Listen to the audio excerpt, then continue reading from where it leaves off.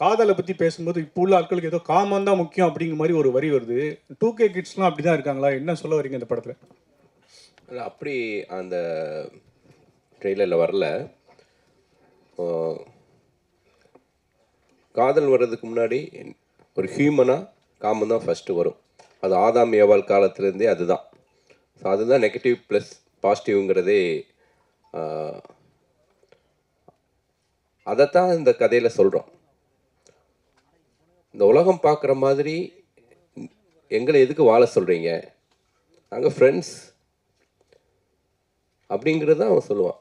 As a ஹீரோவுடைய டாக்கே வந்து ஒரு இத்தனை வருஷம் அவங்க கூட பழகுறேன், எந்த மொமெண்ட்லேயுமே அப்படி ஒரு தாட்டே வந்தது கிடையாது. எந்த பொண்ணாக இருந்தாலும் காதல், ஒரு பொண்ணு மேலே காதல் வர்றதுக்கு முன்னாடி ஒரு க்ரஸ்ஸோ ஒரு காமமோ அது வந்து அது வந்து நீங்கள் க்ரஸ்ன்னு சொல்லலாம்.